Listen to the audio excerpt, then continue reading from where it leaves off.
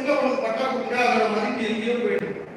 நீ ரயில்வே ஸ்டேஷனை ஒட்டி புறம்போக்குல இருக்கிற 1 சென்ட் நீ வாழ்ற, 1/2 சென்ட்ல நீ வாழ்ற, நீ ஆக்குப்பட்டு குடியிருப்பு சட்டத்தின்படி நீ எங்க வாழ்றையோ அங்கேயே உனக்கு பட்டாவை கொடுத்துடுற அளவு அப்படின்னு சொல்லி அவனுக்கு கொடுத்துட்டா அவனுக்கு பல லட்சத்தை கொடுத்துறீங்க, மதிப்புள்ள இடத்தை கொடுத்துறீங்கன்ட்டு 8 கிலோமீட்டர் தள்ளி அங்க ஏதாவது சென்ட்ரல் ஒரு ஊர் இருக்கும், அந்த பக்கத்துல எங்கேயாவது எடுத்து போயிட்டு திருப்பூர் போறதுல எங்கேயாவது ஊருக்குள்ள போய் கொடுத்துருவாரு. இது போல வேலைகளை அரசு செய்கிறது. நான் என்ன பாக்குறேன்னா, இந்த ரெவென்யூ டிபார்ட்மெண்ட்ல இருக்கிற 15 இந்த ரெவென்யூ டிபார்ட்மெண்ட்ல 21 இந்த அவர்களுக்காக தான் இதை பயன்படுத்துகிறார்கள் தவிர மக்களுக்காக அதை பயன்படுத்தவில்லை என்பது இருக்கு. அடுத்ததா 15 விவசாய நிலங்களை கொடுப்பது, தமிழகத்திலே விவசாய நிலங்களை கொடுப்பது கலைஞர் தேர்தல் அறிக்கை போது வந்ததை தவிர அதுக்கப்புறம் வரல. கலைஞர் பட்டான்னு சொல்லி கொடுத்தாங்க, இது வரைக்கும் யாரும் கொடுக்கல. எங்க நிலங்களோ பெரிய அளவுல இன்னும் கொடுக்கல. இந்த 10 ஆண்டுகளில் 1 ஏக்கர் கூட விவசாய நில ஒப்படை 10-15 ஆண்டுகளில் 15 ஆண்டுகளில் நடக்கவில்லை. தமிழகத்தில் இந்த விவசாய நிலம் நீங்க கேட்டீங்கன்னா கூட நீங்க இப்ப பெட்டிஷன் கொடுத்தீங்கன்னா அவங்க காலி பண்ண சொல்லணும். மேப்பத்துறை ஒரு கிராமம் இருக்கு திருவண்ணாமலை பக்கத்துல, திருவண்ணாமலை தாலுகால. அவர் போய் கேட்கிறாரு, கேட்க உடனே காலி பண்ணணும்னு சொல்லிட்டாங்க. நான் புறம்போக்குல 2 ஏக்கர் வச்சிருக்கேன், எனக்கு பட்டாளத்துல அவர் கேட்கிறாரு, நீ காலி பண்ண அரசுக்கு தேவைப்படுது வேணும் அப்படின்னு சொல்றாங்க. ஏன் இது போய் கேட்டாலே கேட்டுக்கலாம். அதாவது அப்படியே அனுபவிச்சுட்டு வேண்டியது. ஆக முதல்ல ஒரு விவசாயி கொடுக்கறதுக்கு ரெடியா இடம் கொடுப்பாங்க அப்படின்னா கேட்டா கொடுப்பாங்கல்ல, கேட்டா தேவையில்லாம அவங்க நாளைக்கு போய் இருக்கு குடிக்குவாங்க, ரிப்போர்ட் அப்படி எழுதிடுவாங்க அப்படின்னா விவசாயி கேட்கும். அப்போ இந்த ரெவென்யூல இந்த 15-21 பெரிய அளவுல பலனா இல்லை. அதற்கு பிறகு நில சீர்திருத்தத்துறை ஒரு துறை, நில சீர்திருத்தத்துறை.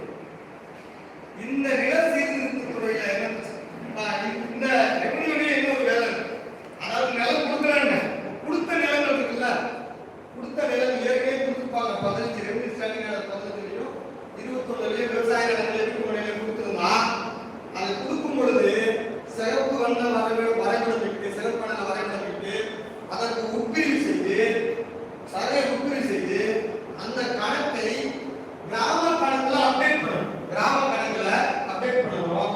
கிராம கணக்குல இதுவரைக்கும் அப்டேட் பண்ணணும். ஏற்கனவே கொடுத்தது பல பேர் நிலம் வச்சிருக்கா, கொடுத்த அசைன்மெண்ட் ஆர்டர் வச்சிருக்கா, ஆனா மெயின் கணக்கு இல்லையா, பராமரிப்பு கணக்கு, பராமரிப்பு கணக்குல ஏறவே இல்லை. அதனால ஆன்லைன்ல நீங்க போகிறோம். பராமரிப்பு கணக்குல ஏறினா ஆன்லைன்ல பட்டான்னு காட்டும், டாக்ஸ் போடுவாங்க. அந்த ப்ராசஸையும் கம்ப்ளீட் பண்ணல, அதனால ப்ராசஸையும் கம்ப்ளீட் பண்ணல. இதனால என்ன சிக்கல் வருதுன்னா, அந்த ஒப்படை இன்னும் கம்ப்ளீட் ஆகல. சார் ஒரு சொத்து கொடுத்துட்டா முழுமையா நீ வச்சுக்கோன்னு சொல்லி கொடுத்துடணும். முழுமையா அதை கொடுக்கறதுல நிறைய பேர் ஒப்படை பட்டா வாங்கியிருக்கா, தூய பட்டாவாக, அயன் பட்டாவாக, கணக்கில் ஏற்ற பட்டாவாக தமிழகம் முழுக்க இல்லை. இதற்கு போய் நீ இது போல நீ இதுக்காக எனக்கு தூய பட்டா கொடுங்க அப்படின்னு கேட்டா, எப்போ கவர்மெண்ட் ஸ்கீம் போடுதோ அப்போ நாங்க கொடுக்குறோம், எங்களுக்கு டைம் இல்லை அப்படின்றாங்க. இது ஸ்கீம் போட்டு இதுக்கு பணம் ஒதுக்கி, இந்த உட்பிரிவு செய்வதற்கு பணம் ஒதுக்கி, தூயப்பட்ட கணக்கில் ஏற்றதுக்கு பணம் ஒதுக்குனதெல்லாம் கணக்கில் ஏறல. உங்களுக்கு இங்க வந்து பாத்தீங்கன்னா சீவரத்து உரகடம் ஜங்ஷன் பெரிய டெவலப்மெண்ட் ஆயிடுச்சு. அந்த மேட்டுப்பாளையம் பன்ருட்டின்னு ஒரு கிராமம் இருக்கு, மேட்டுப்பாளையம் ஒரு ஊர். அந்த மேட்டுப்பாளையத்தில் ஆதி திராவிடர் மக்களுக்கு ரெவென்யூ ஸ்டாண்டிங் ஆர்டர் 21 கீழே ஒரு 100 வீட்டுமனை ஒப்படைகள் கொடுத்திருந்தாங்க. 90 வீடு ஒப்படை கொடுத்தாங்க.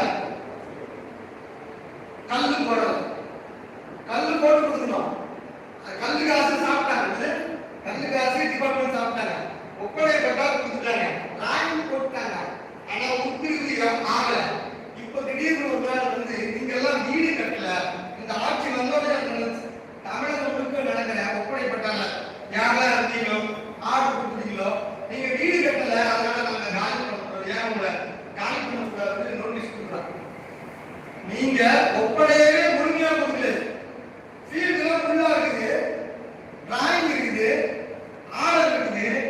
எந்த முள்ளில போய் அவங்க கட்டிப்பாங்க, நீ அதை சுத்தம் செஞ்சியா, கல்லு போட்டு கொடுத்தீங்க, எதுவுமே அவங்க செய்யல.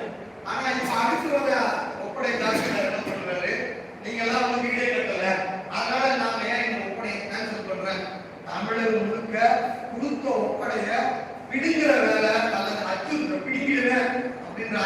மேல இந்த ஆட்சி வந்தோடனே நடந்தது, தமிழர்களுக்கு நடந்துச்சு.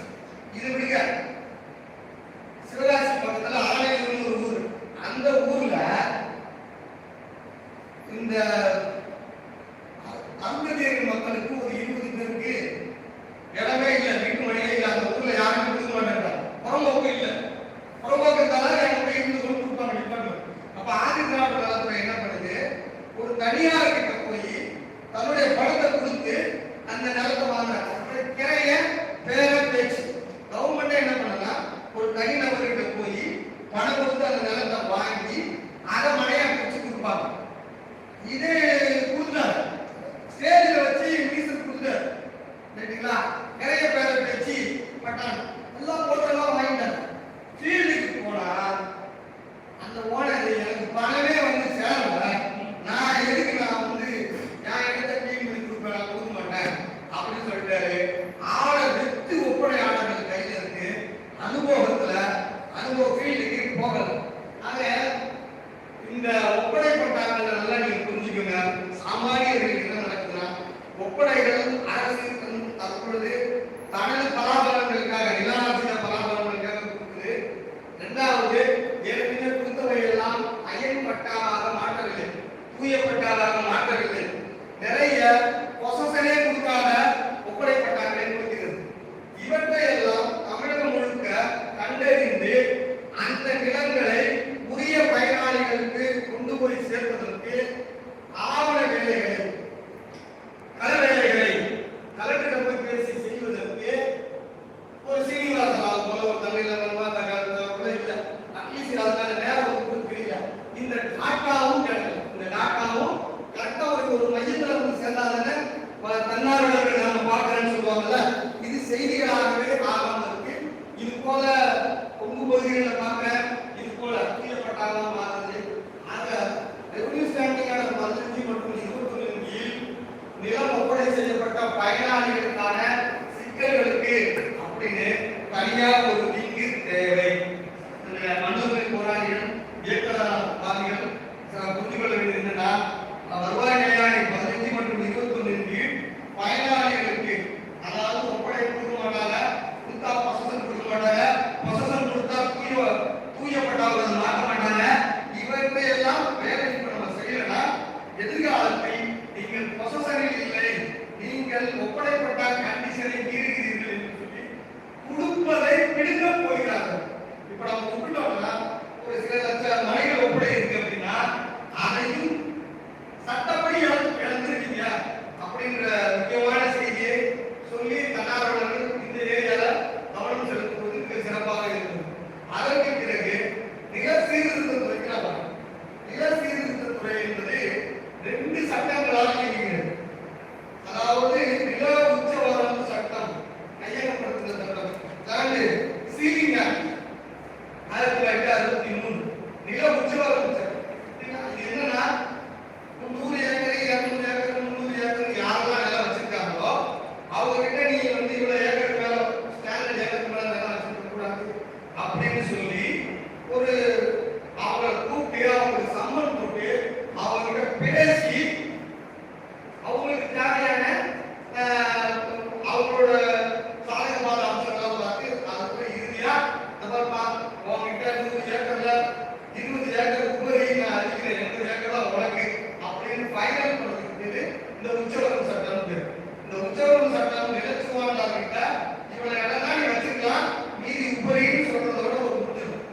இதுக்கு அப்புறம் surplus land, disposal of surplus land act பேர், அதாவது 2வது சட்டம். இந்த உபரின்னு அறிவிச்ச நிலங்களை சாமானியர்களுக்கு பகிர்ந்து கொடுப்பது. நல்லா கவனிங்க, சர்ப்ளஸ் லேண்ட் டிஎஸ்எல் ஆக்ட் நாம சொல்லுவோம். சர்ப்ளஸ் அதாவது disposal of surplus land act அப்படின்னு பேரு.